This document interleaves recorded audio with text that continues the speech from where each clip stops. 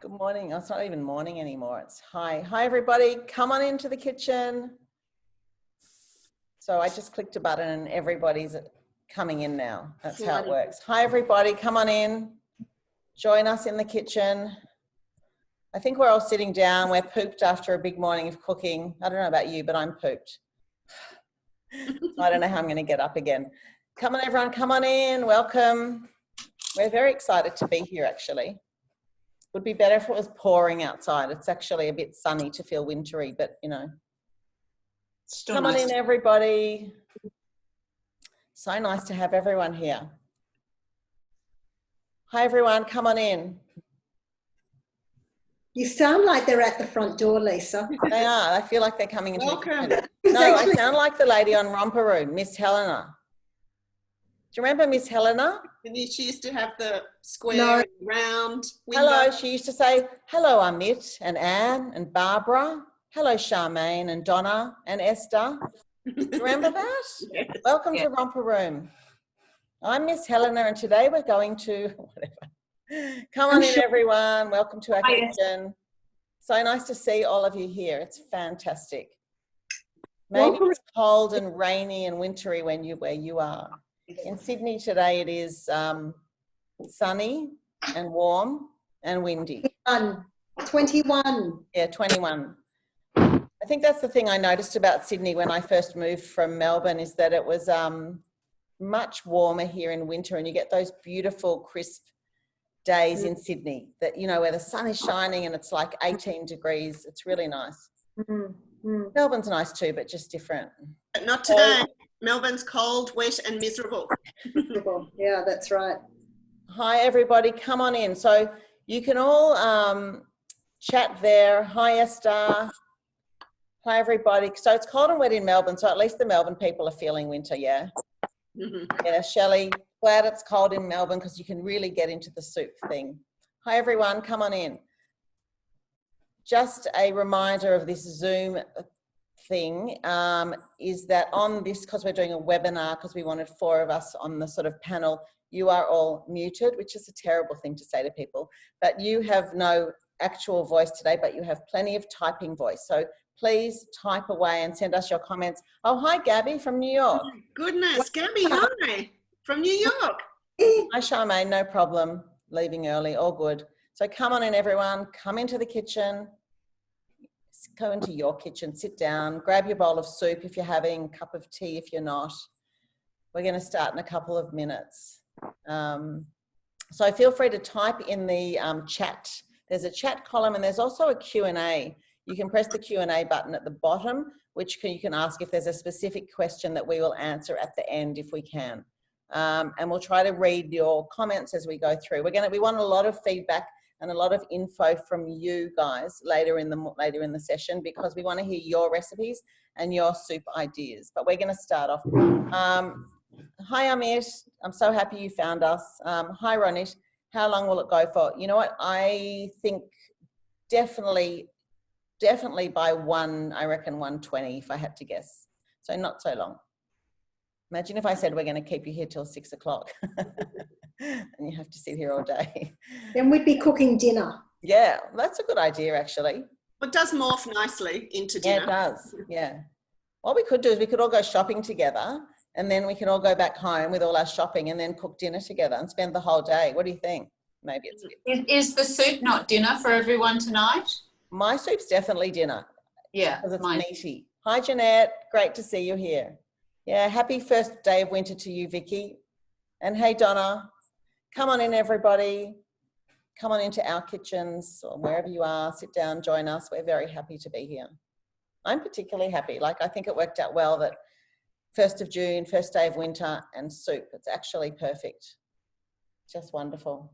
And the first day of winter is on a Monday. We're just so lucky that we waited for this year to be. Right on point. Yes. Well organised. Hi, Karen. Nice to see you too. All right. Oh, hi, Alice. Oh, hope your baby stays asleep. Yeah, so do we. Oh, well, Shelley, thank you. We're going to just read yours out. That sounds fantastic. We'll read that out shortly. Just remember to go back to Shelley's soup there. I'd like to remember that. Okay, shall we start? I think we'll start.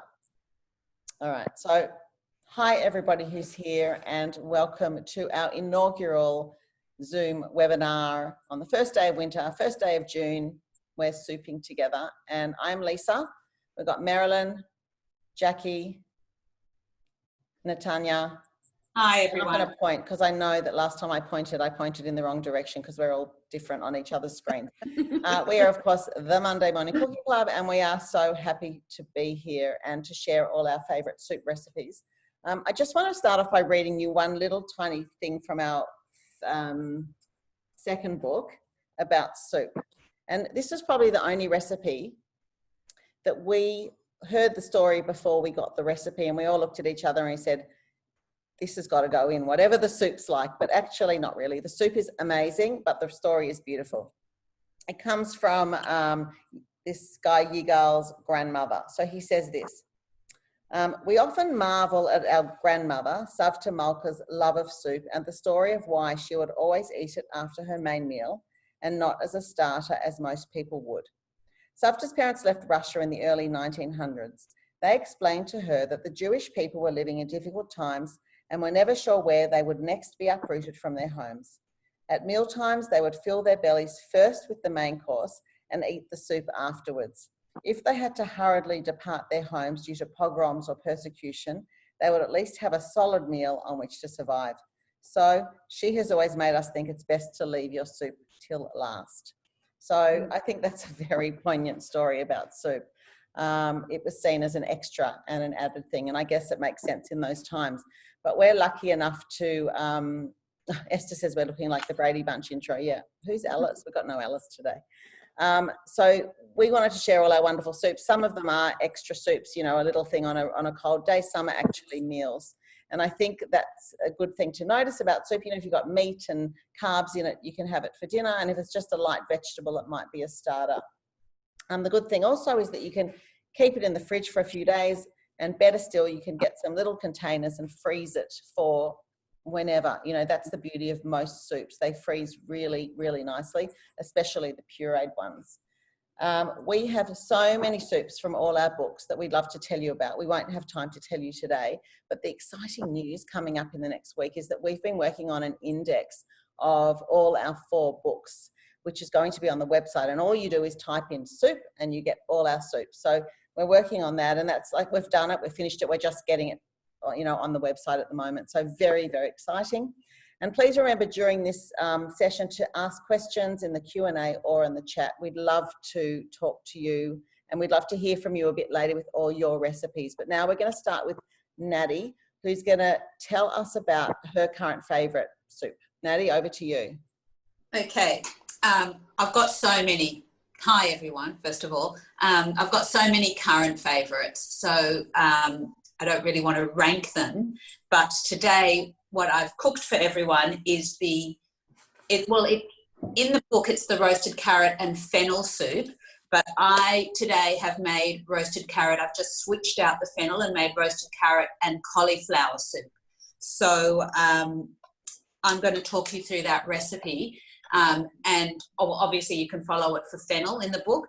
But what I have done, and first of all, what I wanted to say is there are so many things that I absolutely love about this soup, from, I don't know if you can see there, but from the colour, the beautiful bright orange, to the fact that it's basically 5 ingredients and made in like within an hour, done. To that it is absolutely delicious tasting. Some people might think, ooh, carrot, not sure about that. And I get that. But I have to tell you, when you take a mouthful of it, it is the most delicious. Like, it's got a beautiful depth of flavour with a hint of sweetness from the carrots. It is just fabulous. Great midweek, zhuzh it up, serve it for guests, whatever you want. And your kids, if you don't tell them it's carrot, they'll never know and they'll just love it. So that's for pesky kids that don't like vegetables. So what you do is you start, and I just showed you here what it looks like, because if it's either fennel or cauliflower, you break it up, slice up your carrots, and put them in the oven 200 degrees, and you roast them with olive oil, salt and pepper. Now, it says in the recipe 30 to 45 minutes. I suppose you have to have a look at your oven and know the strength. My carrots took 35 minutes. So I was a little on the earlier side, and I just stuck a sharp knife in just to check that they were soft before I took them out of the oven. And you can see that they get a bit, you know, a little bit charred on the edges with the carrots, and the cauliflower obviously goes a little bit darker. While they're roasting, you take one onion, chop it up, and in a saucepan, saute it in a little bit of olive oil till on a medium heat till it is nice and soft, about 10 minutes. You don't want crispy brown fried onions. You want beautifully cooked soft onions. And one of the best things I ever learned in Monday Morning Cooking Hub way back 14 years ago was to take your time frying an onion. No one wants to bite into a hard onion. They take more than 2 to 3 minutes to cook. So just lower the temperature a little bit and cook them a little bit slower so that they're beautifully soft. Once your onion's cooked and your vegetables are roasted, you add in a tablespoon of tomato paste into your onions. You throw in your roasted vegetables into the pot. You add in your stock. If the recipe is vegetable stock, I didn't have vegetable stock. I actually had chicken stock at home, so I used chicken stock. You can use a cube. I would stick to stock, not water, for this recipe. I just think you need it just for a little boost of flavour. Cook that for an extra 10 minutes, and that's it. You're done. Turn your oven off. Turn your stove top off. Let the soup cool a little bit, and then I blended mine in a blender. But if you've got a stick blender, you can use a stick blender as well. And I forgot to say something really important. You have to season, taste and season all the way along with salt and pepper. I didn't add any other flavour in, but I was thinking about it when I was cooking it, what you could add if you wanted to, and I think ginger would go really well with cauliflower and carrot. I think that would be like you could add a little bit of grated ginger after you've cooked your onion. You could also add in a little bit of ginger powder. That would work beautifully. And you could go Moroccan and add some cumin and garam masala. But I just kept mine plain today with salt and pepper, and it's really beautiful. The carrot just tastes fabulous. And I'm eating mine for lunch. I hope someone else is going to join me with some soup. And on the side, I've got the nakabrot from our new cookbook, the seeded crackers, which are my favourite, just to have any time of the day. So I thought they'd go quite nicely with a cup of soup. How's that? Patty. It's such a delicious soup. We actually had it last week. And the funny thing about some of my family is whenever I serve it to them, they think it's pumpkin soup because it's orange, right? The pumpkin soup's delicious. You go, yeah, glad you like it. But exactly. I love that you don't have to boil the vegetables. I love that you roast them. It adds such a good flavour. I agree. It really adds a beautiful depth of flavour. Yeah. Now, someone's asked, okay, how many carrots and how much cauliflower do you use, Natty, in that recipe? So if you were doing the original recipe, which is 4 to 5 carrots, and mine were big, and I used 5. It's to 1 fennel bulb. So what I did was I kept my 5 carrots, and I just used a small amount of cauliflower to go with that, because I sort of tried to size it up to the amount of cauliflower to the size of a fennel bulb. You definitely have got, I'd say, 1/3 cauliflower to 2/3 carrots. That's what you're looking at as a ratio, roughly. Great. Okay, great. All right, so that's soup number 1, and I hope that you're all madly writing it down or going to the cookbook and just making it during the week, because it's such a good soup. And that's one that freezes really well. Yeah, as well. Okay, so I'm going to talk about my soup now, and then I'm going to go back over there and sit down while Marilyn does hers. So this is one of my favorites of all time. It is the veal shank and barley soup from our very first book in 2011. It comes from my friend Lindy, and it's a recipe that fed and nourished her family from her grandmother down for decades. And it is such, to me, a taste of the old world. So I just want to show you. So I started it this morning by searing some veal shanks. So I asked my butcher for 2 veal shanks cut into 3. He gave me probably a little bit more than that, but I decided to put it all in because these bones add so much flavor, and you get the meat from the bones as well. So you sear off the bones. And what I want to show you is you need to sear them off so that they're really, really brown. You really, really need that caramelization, because that just adds so much flavor to the soup that you won't get any other way. So make sure you just take your time in a bit of olive oil, very hot, sear them all, set them aside. And then in the same pot, because remember, you want to keep all that caramelization, you're going to cook 1 onion, which I chopped, you know, not too finely, but not just rough fine, if that makes sense. So don't go tiny, just go, you know, quite small. Again, I always cook the onion first until I can take a bite of it, like Natty said, and there's no crunch. You don't want, for some reason, when you add other ingredients, particularly acidic ingredients, the onion just stops cooking and you get crunchy onion or crunchy onion flavor if you puree it. Raw onion flavor, I mean, and it's not ideal. Then we add some chopped diced carrot and celery. I did the celery first and let it soften for a couple of minutes, and then the carrot. And it's quite a lot of carrot. The recipe's in the first book, or I can give you the quantities if you want in a few minutes. And you cook that off until the carrots are just starting to soften. Then you put the bones and the meat back in. You top it up with stock or water. And I think the recipe here says 2 litres of chicken stock. And I decided, because there's so many bones, I did 1 litre of chicken stock and 1 litre of water. And I needed to add a bit more. So you just cover the bones and then you cook it for 2 hours. And I actually used my giant pot because he gave me so much meat. And no one's going to have, this is I call it the baby bath. So I did it in this pot because it was so huge. Lid on, 2 hours, came back to it, took the meat out. And now I'm going to let the meat cool. And then I'm going to take it.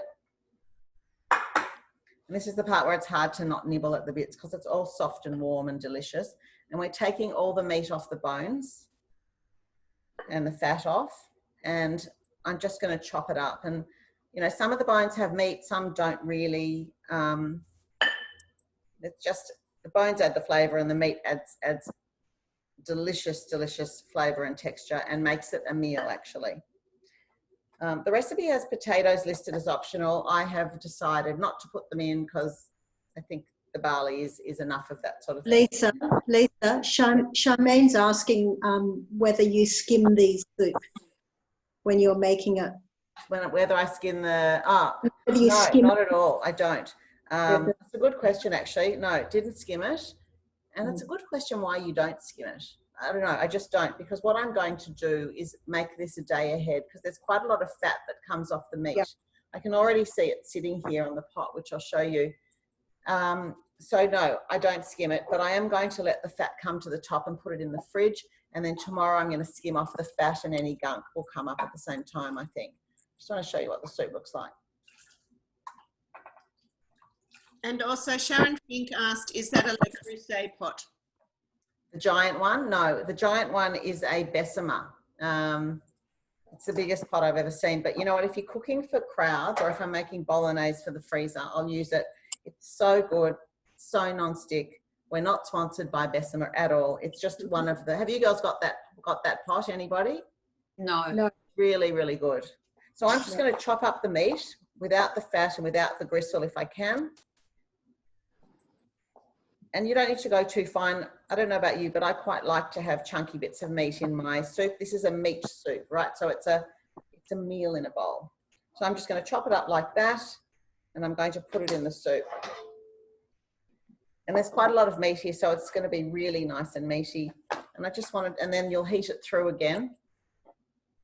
And that's it. I mean, you could eat it now. There's no reason not to eat it now, except if you want the fat off. So that's my soup, veal shank and barley. Smells amazing. And the question I'm asking myself is, would I freeze this? Yeah, I probably would. I'm not sure that the barley is as good frozen and defrosted, but I think I would. Would you girls, do you agree? Yeah, I would.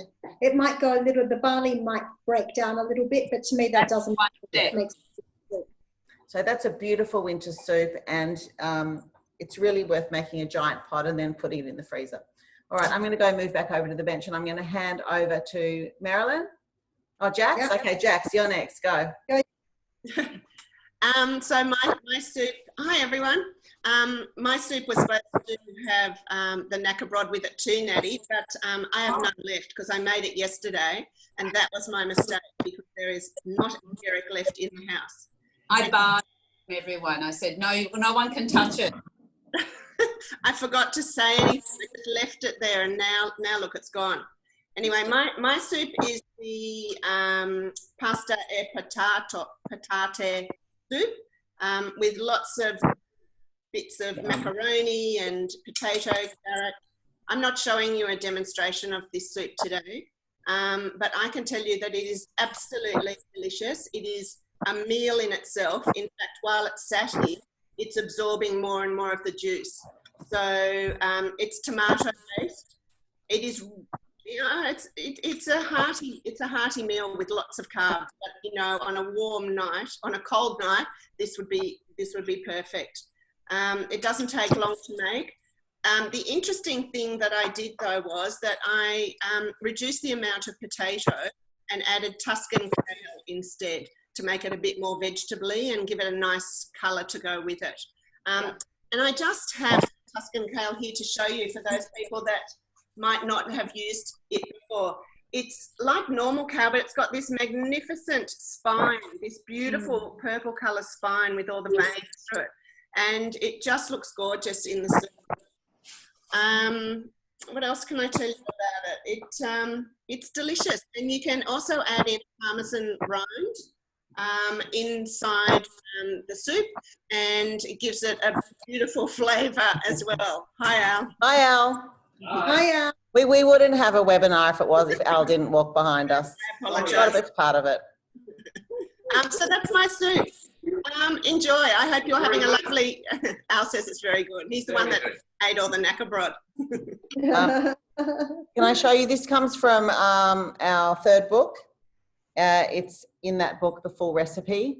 But if you want the recipe in this session, we can read out the ingredients as a special thing for all of you here if you want at the end of the session, but it's from that book. Yum. So that's really a meal in a bowl, without a doubt, isn't it? Yeah. And even as it sits over a few days, I made it last week, and each day it gets thicker and thicker as it absorbs all the water. And by the end of the week, you can just have it as a bowl of a pasta dish, actually, with it. Just throw over some Parmesan, and it's beautiful. Yum. Thanks. Yeah. Thanks, Jax. Pleasure. Yum. Now I can eat. I'm sorry I didn't come to your place last night and have it, actually. All right, Marilyn, let's hear from you.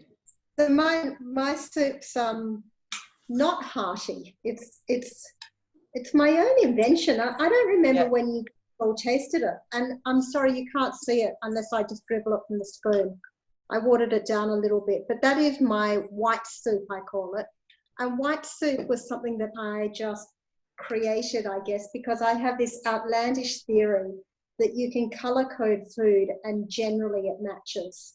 So if I'm making a red soup, I would go to the fruit shop. Hi, Al.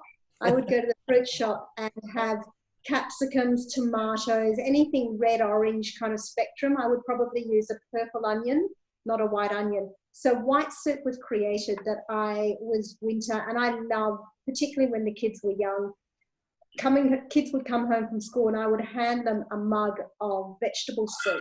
And that was like 2 serves of veggies done like that. So it is leek, onion, whatever white I can find, often turnip or swede, cauliflower, celery or celeriac. Sometimes I peel zucchini if I can't find the white zucchini, parsnip for sure, and very often I put in a Parmesan rind and cook the Parmesan rind with it. And generally it's a Marcel stock cube. One of those, like, I'm just throwing everything in the pot things. And the improvement that I've had on it over time is since I got a high-powered blender. And even though this is something that you can do with the stick blender and it would be perfect, when you put it in the high-powered blender, it goes so creamy. You get this texture of creaminess that I've actually become addicted to. I agree. Cream. Yeah. So, and when did you girls taste it? You must have tasted it here. A few years ago. You brought it to the MCC kitchen. I remember saying, you didn't actually bring the physical soup. You brought the recipe, saying, this is my basic winter everyday soup. Your coffee. Yeah, it was a few years ago. It was a really big stock pot. Like I made one yesterday. I just made a tiny bit because I've got a huge mushroom soup in the fridge. But it makes like there's only 3 of us living here at the moment, and I think this is going to last a week. Last week's batch lasted 2.5 days for 3 of us. It's like we're eating at breakfast, lunch and dinner. Every time you're hungry, you just, knock back a mug of soup. It never gets into a soup bowl, it's always in a mug. So we do have a recipe for that actually on our website. If you go to mondaymorningcookingclub.com.au and search white soup, it's not from one of our books, it's from Maryland. Really name, isn't it? White soup. It's a really glamorous name. Yeah, I love it. I think it's a great recipe. Yeah. Nadia, sorry, what were you going to say? No, I was going to say exactly what you said, that if people are looking for a recipe for it, they can find it on our website. Yeah. Okay, we just want to take a few minutes to talk before we hand over to you guys. So I hope you're ready with your recipes and tips. I just want to talk about another couple of soups. We've all got a favourite soup that we want to talk to you about. Just talk it through quickly. And I think and this wasn't what we planned to talk about, but I wanted to let you know that when I first met my husband, Danny, his late mother was the most amazing cook, and we used to go there for dinner all the time.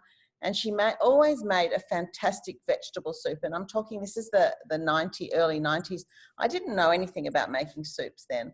And she taught me, it's amazing. It was fry an onion, always a potato, and then a couple of other vegetables, a zucchini or a carrot.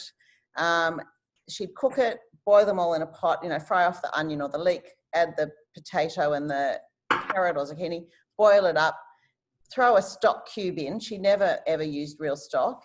And then she'd puree it, and then she'd serve it with cream or sour cream and chives. And it was just, whatever she did was just such a beautiful, simple, heartwarming soup. So you don't need to be fancy with homemade stocks or anything like that. It's just a simple thing to do. So I've fallen in love over the years with my, it's not mine, I don't even know where it's from actually, minestrone. And it's on the website, but I just want to talk you through it a bit, because I think the thing to me about cooking this minestrone, and it's not a proper minestrone recipe, it's just a vegetable soup, but that reminds me of minestrone, is that you need to cook it for at least 2 hours. And it turns into a pot of stock and vegetables, or water and vegetables, to a thing that's a beautiful soup with flavour and texture and everything you want. So pretty much I start with a leek, or an onion, but I prefer a leek for this. And then add in some celery. I then put in a couple of tablespoons of tomato paste and cook it off for a minute or 2, which is always better than just putting it in at the end when it doesn't cook. I think it adds something to the tomato paste when you sear it off. And then I'm going to add carrots, zucchinis, Tuscan cabbage or kale, white cabbage, and top that with vegetable or chicken stock, whichever you want. And you can use a cube, but just don't over cube it because you don't want to taste it. And then a rind of Parmesan cheese. So next time you get the Parmesan cheese from the deli, just keep your rind in a bag at the back of the fridge. And when you're making either the pasta potato soup or this, you just stick it in, and it adds a really, really special, sort of an umami almost flavour. And then I cook those for an hour together, and then I add in either a can of lentils or a can of mixed beans. I always rinse them first, put them in, cook it for another hour. So there's your 2 hours, and then season to taste. And honestly, by about the 2.5 hour mark from the beginning, it turns into something so seriously delicious that you won't be able to stop eating it. And serve, of course, with Parmesan. So that's it. That's on the website as well. So you can head there for the complete recipe. Anyone else want to? Yeah. I can vouch for that, because we love working at Lisa's house with this constant, it's like a constant, the tap is turned on minestrone soup. And I think during winter, we eat it at your place almost every week. It's delicious. And I just want to say one other thing, just about what you said about the stock or the stock cube. It's a really important tip to sort of start with a little bit less stock cube or water it a little bit more, because you can always add more salt, but you don't want that overpowered stock cube taste, if that makes sense. It's a really good tip, Lisa. Exactly. So Shelley's asked, can any recipe with onions be replaced with leek for those who can't eat onion? Absolutely. Yeah. Absolutely. Leeks are fantastic, actually. Yeah, they're lovely in soup. Yes. Gentle. Yeah. Okay, Natty, have you got us another soup you'd like to share with us? Yeah, I was going to talk to everyone about, oh, sorry, all my notes. The cauliflower soup with pan grattato. It comes from our third book, and Candy Gold gave us the recipe. And I know everyone has a cauliflower soup that they make or that they've always made, or their go-to cauliflower soup, but I have to tell you, I'm sorry to insist, but this cauliflower soup is absolutely fabulous. The flavour in it is really, really, I have not tasted a better cauliflower soup than this one. And it is a little bit fancy. It's got the roasted cauliflower on top and the pan potato.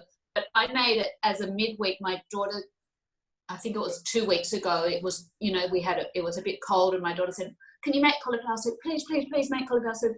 So as I just made it as it is, without all the extras, and we ate it. And what makes it, I think what makes it so good is, first of all, you start when you're frying your onions, and you fry them in a mixture of butter and olive oil. And I know some people might think, oh, no, I'm not adding butter to that. But it just gives it such good flavour, like such a good flavour base. So if you can, add it and just enjoy it. And then the other things in it, the other flavourings that are in it that are so good is you've got a bit of ground coriander. And it sounds like it doesn't go. And like even when I was making, I'm thinking, do these flavours actually go? But the outcome is sensational. You've got your ground coriander, you've got mustard, a little bit of mustard powder, and you've got some Tabasco. And the combination works. It just works, and it's a beautiful, beautiful soup. So if you have this book, give it a go. Can I just ask about the pan grattato, what that's, tell us about that? That if you wanted to make your soup a little bit more special, or if you're serving it for guests, I think it's a really nice thing to do. It's like you've got toasted sourdough crumbs that have got a bit of herb in them. This one has thyme. So you get your sourdough bread with some thyme and salt and chili flakes, and you just zhuzh it up in the food processor to break it all up. And then lay it out on a pan, throw over some, here it's oil and butter again, and just bake it in the oven for 10 minutes. That's it, till they go brown. And then you've got this beautiful crumb that you can sprinkle on top of your soup. That it sort of reminds me of when I was little. My mum used to make us.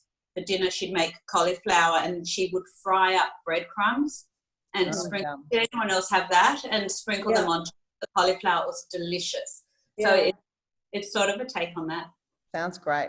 I mean, I made the collie and carrot roasted one last week, and what I did, I had some little whenever I have leftover sourdough bread, I slice it and turn it into toasts before chucking it out, because it's a waste not to use it. And then the toasts stay in a container all week. And what I do is I take some toasts and crush them up into the soup. So I'm doing like a very simple version of that for my Saturday lunch or whatever. The crusts, like last week for Shavuot, I made the salmon crumble, and you have to cut the crusts off. And I mean, it doesn't look as perfect, but I actually break those up and roast them in the oven with a bit of olive oil. And we just wind up munching on them during the week. And I even do it with gluten-free bread. It's so that's a great idea. Yeah. And you're thrifty in the kitchen. you're making your own croutons. Yeah. Yeah. Jack, I remember. I think I got the idea from you. That's actually a great idea, because when you Great make with the crust. meatballs and you need to just use the inside of the bread, you're cutting off all the crust. I remember that. Yeah. Yeah.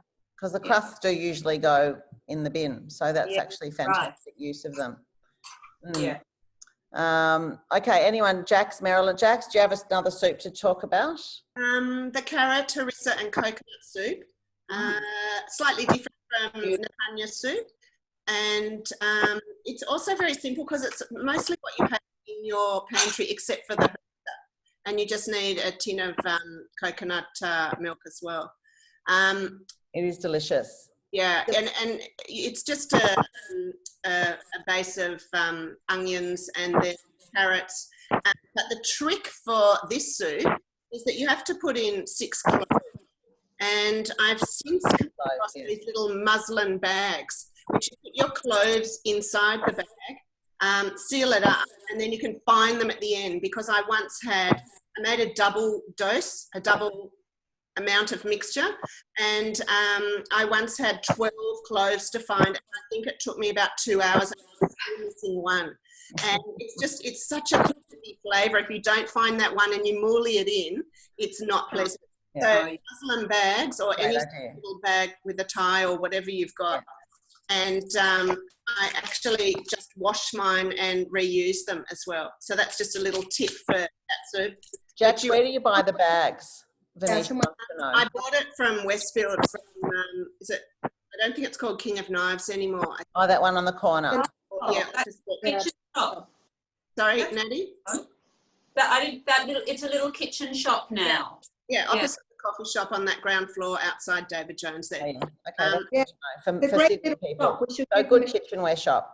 But I first found them in Melbourne, and I bought the packet then, and after each one I tossed it away. There's 3 in a pack, and I thought, why am I tossing it? You just rip it out, let it dry, and reuse it. It's still soupy, ready to go. Yeah, great. Just buy some muslin, and you don't actually need to buy the bags. That's right. And then just with a rubber band or a piece of string, just tie them up. Yeah. And so we've got a video of that soup, if you want to watch it, that Marilyn made last week or 2 weeks ago. If you go to our Instagram, IGTV, you'll see a video of Marilyn actually showing you how to do that soup. So that's really makes it easy. Thanks, Jax.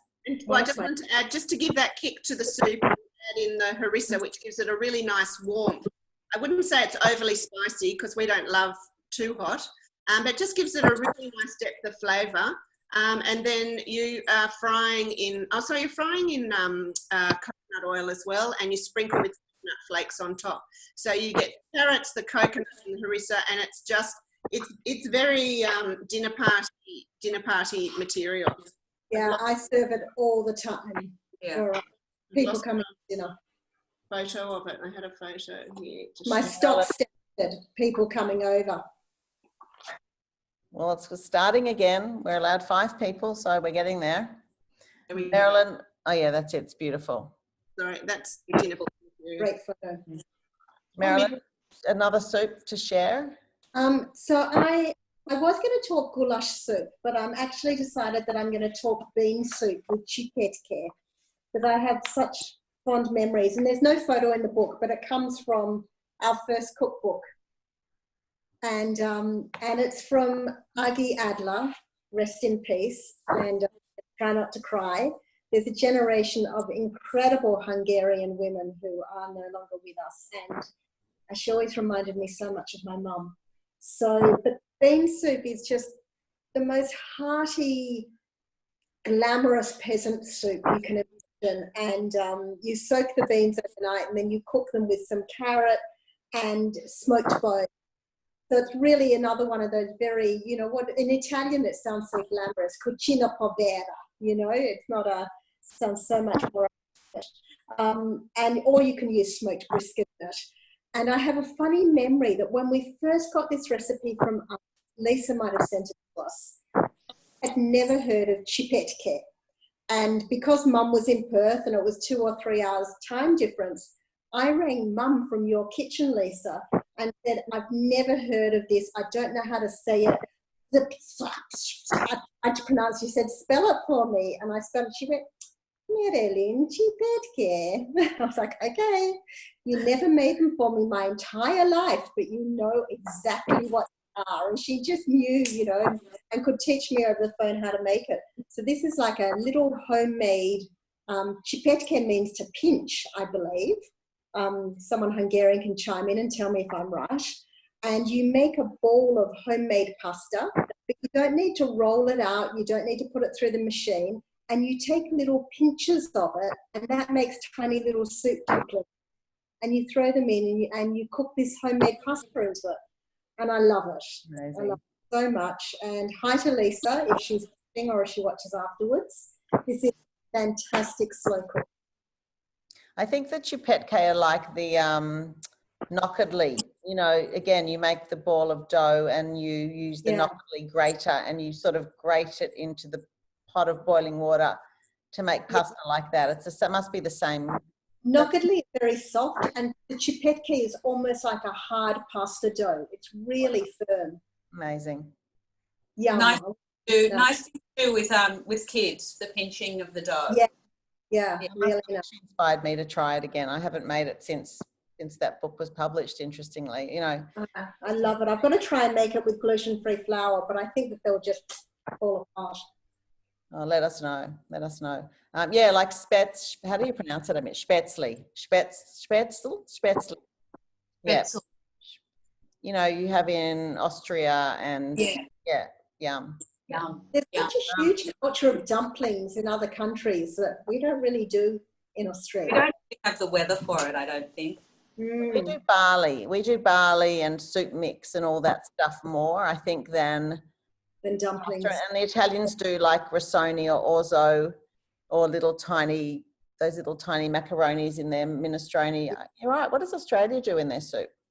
Soup mix. In some. Or lentils. Wontons. I don't know.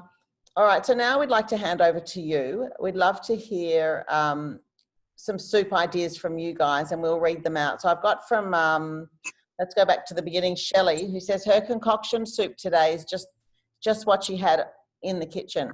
She added a leek, she added a carrot, sweet potato, red lentils, pasta rice. Is pasta rice, so must be like risoni or orzo, I think. Chickpeas, macel stock cubes, salt, ginger, cumin, curry powder, fenugreek. Yum. So it's sort of a curry soup of lentils, sweet potato, chickpeas, yum, and a bit of pasta. Yeah. It sounds delicious. It sounds really good and hearty.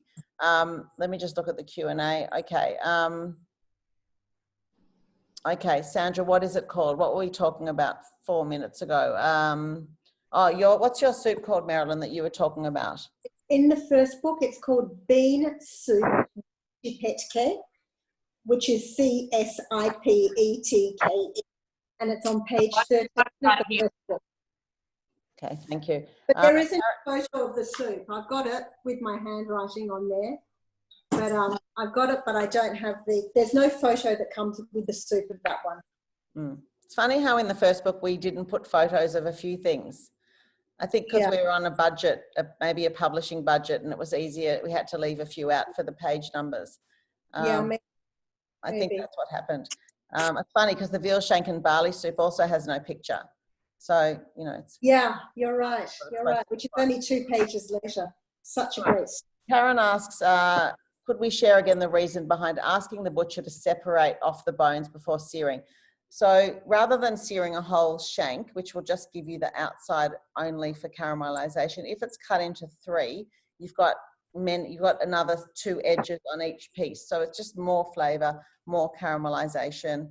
But honestly, I have made it when I've bought the whole big piece and couldn't cut it myself, and I just seared it off, and that's really also fine.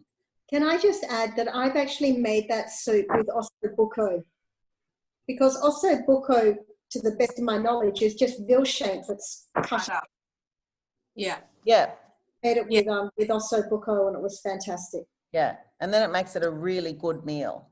Yeah. So you don't need anything else. No. I'll tell you what I would serve with it if I was having it for lunch. I just happened to make for a demo this morning, the Irish soda bread.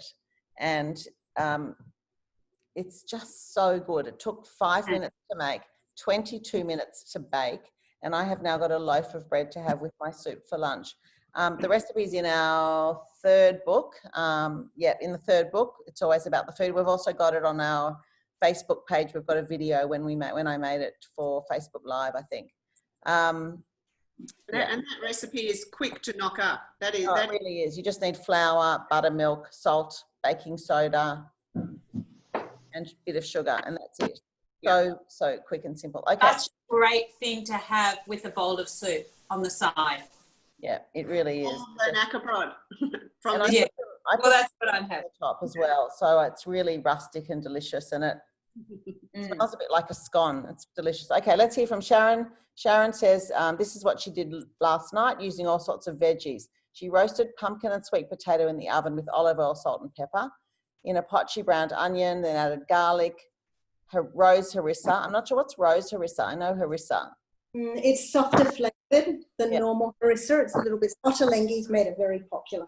Tomato paste and chopped up celery and carrots. Added water, mackerel chicken cubes. I think mackerel to me is the best stock cube for soup. Do you all agree? Yeah, kosher. Yeah. I think there's no MSG. Massel. Mackerel. I think it's my favourite too. I agree, Jack. It's very natural and it doesn't have MSG in it, and it's kosher and it's vegetarian, even though it says chicken. So it's chicken flavour. Okay, sorry. She cooked the veggies till soft in the water with a cube, added the roasted veggies and blended till smooth. Then she cooked half a cup of lentils for texture and added those to the soup. Just had it for lunch with dukkha and a slice of buttered homemade sourdough on the side. Yum, I agree. Sounds really yum. Yeah. Now, Karen has, so you can all see all the, I'm not sure if you can see the comments. If you are going to put a recipe up, you can click on the thing that says to all attendees or to all panelists, so that if you send it to the attendees, then everyone can see it. Karen does a Thai pumpkin soup. Yum, I would like that, I think. Carrot, butternut pumpkin, ginger, shallots, lemongrass, coriander, Thai curry paste, and coconut milk. Yeah. Beautiful. Yeah. Beautiful. If you don't mind sending us the recipe, we can post it on our Insta stories to share it with everybody. That would be great. Thank you. Thanks, Karen. And Venetia loves chili lentil soup. Oh, that'd be nice. Wouldn't mind that recipe as well, actually. Anyone else got any soup recipes or tips they would like to share with us? Can I swing over for a second to the beef goulash soup? Because I saw Gabby, who's in New York, asked for it to be talked through. And since it doesn't, maybe she'll be able to do it. Yep. Gabby, it's actually not my mum's recipe. I didn't down her recipe before she passed away. This one's Annie Rabin's recipe, and it's sensational. That's it there. And in this particular case, it's the stewing beef or goulash beef, and we brown it off first. It's 1 kilo, and then 2 onions are fried, really till they're quite brown. I think that's the difference with the Hungarian cooking to the Italian. And then garlic, tomato, and chopped capsicum go in as well. And then you add the meat back into the pan, add in the stock, and then put it on low and simmer it for 30 minutes. Oh, there's got to have been sweet paprika. I'm sorry. You need to put in the Hungarian paprika and fry it really gently, only for a couple of seconds. It burns really quickly. And if you want to give it a bit of spice, you put in a bit of hot paprika. So that's at the end of frying the stuff before you put in the meat back in and the liquid. Then you add in some carrot and a bit of potato and salt and pepper and simmer it for an hour. And a bit like what Lisa said with the minestrone, after about an hour, it really turns into a soup as opposed to meat and vegetables and water. And it's so delicious. The whole house smells great like winter dinner, actually, isn't it? Yeah, it's a real meal in a pot. Yeah. So many amazing recipes. So those of you who have got the books, look at our index when it comes out and you can find the most amazing soups. Just one more favourite, I think, is the, we call it the pea and lamb soup. because Fabulous. it's like pea and ham soup, but it's made with lamb shanks and smoked bones. So that sort of replaces the ham hock idea. And it's such a good recipe. That feels very Australian, actually. Yeah. I think I think it's the split peas that also feels very Australian with the smoked flavour. I find smoked bones hard to find though. Yeah, I don't in Sydney. use the lamb shanks and the smoked bones. I use a piece of smoked brisket. You can find that. It works beautifully in that soup. And when I find smoked bone, generally at Hadassah, they get them in if people are living in Sydney. When they've got them in, I buy whatever I need for that recipe, and then I buy another batch and throw them in the freezer. I think that's what I've got to do, because every time I want to make it, I just can't find it. I need to go hunting. If you see any, let me know, okay? All right, so before we finish, I just want to ask one more time if anyone has any recipes they would like to share. Someone just asked if, can we send out the recording to those who have joined today? Yes, we will. Hopefully we can be technologically advanced enough to work out how to do that. We'll do our best. But I want to talk about a couple of sweet things, because we can't end a session just on savoury. We've got to add a sweet thing. And Natty and and Jax also, I think, have been cooking up this weekend. And this is just what I made. Just want to show you on Saturday night. I had some people over and I made this. It's from the new book. It's called a nut tart. And it is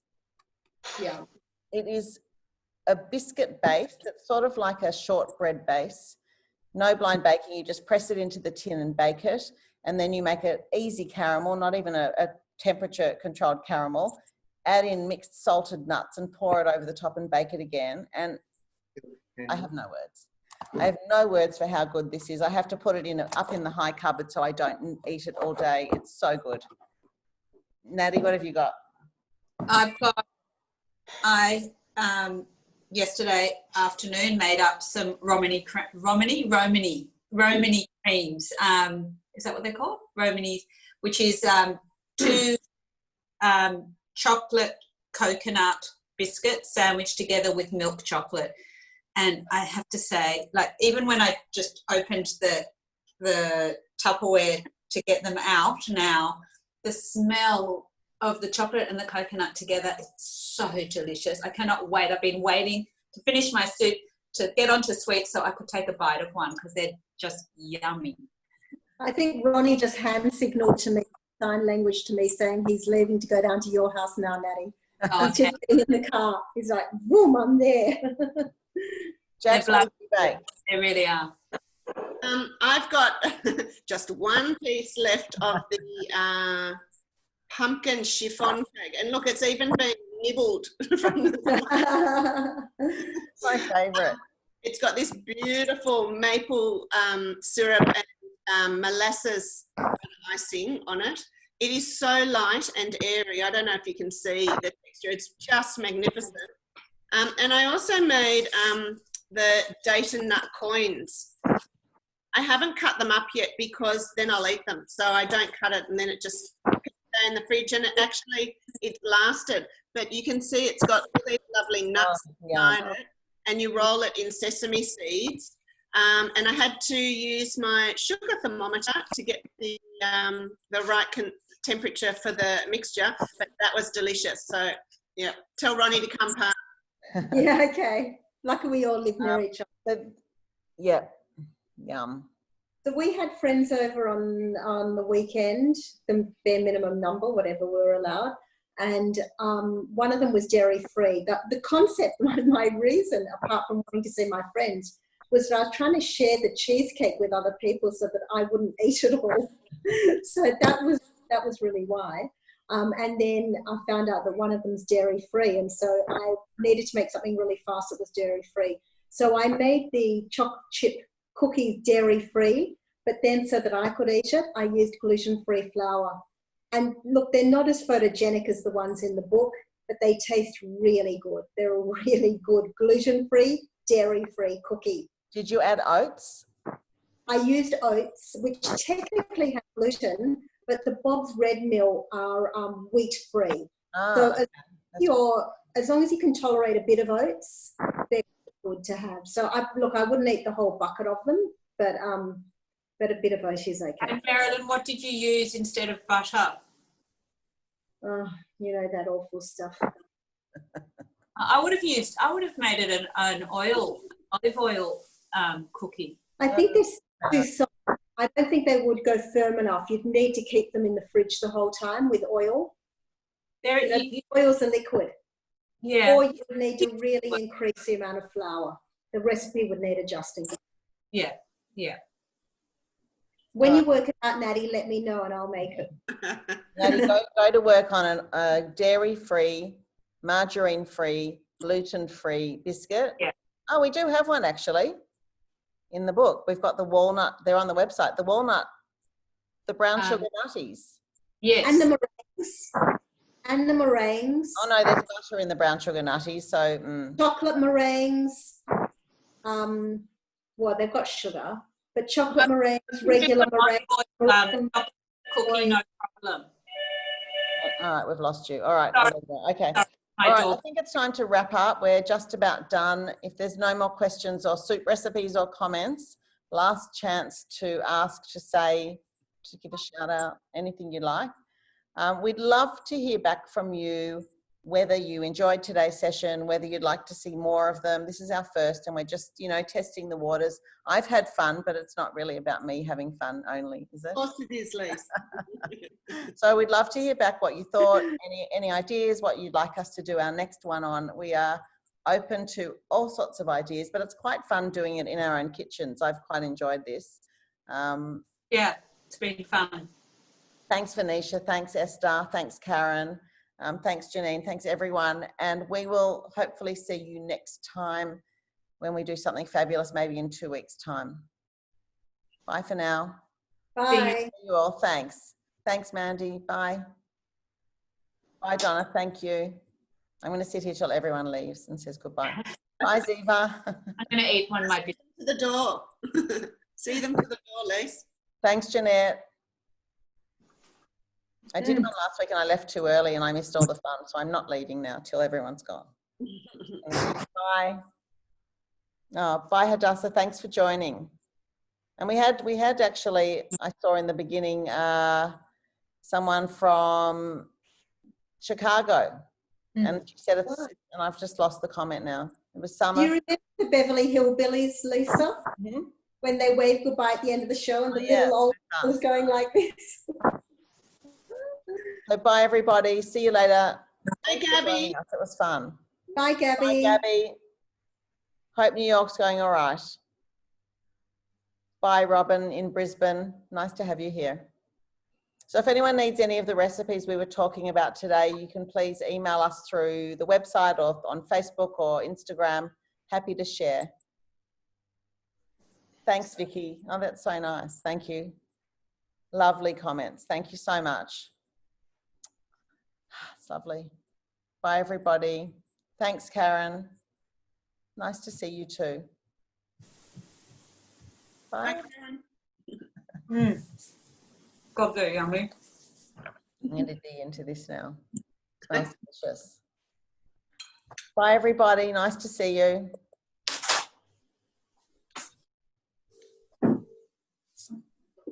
Bye, Haviva. Thank you. Glad you enjoyed it. I just have to put my biscuits away, otherwise I'll eat them all. They are delicious, actually. I think that's quite a flavour of Australia, chocolate and coconut. Like Lamington. Like coconut rough. Coconut rough. Did Wagon Wheels have coconut? No. No. No, coconut rough. Good. Jam and marshmallow. Yeah. Did they have like a little bit of marshmallow as well? Like Wagon Wheels too. I love a wagon wheel. I'd actually like a recipe for a wagon wheel if someone's got one. Someone made them. I think that I've had them at maybe Flour and Stone sometimes. Someone was it Bourke Street Bakeries? One of them made them. What about mint patty? Did you like mint patties? It was not my thing growing up. I was not a mint person. Oh no, the wagon wheel and the mint patty. Lisa, are we Red is it just tulip after dinner now? mince. Red tulip after dinner mince. Bye, everybody. We're just saying goodbye to the last few people. Thank you everybody for coming along. All right, I'm going to end the recording now.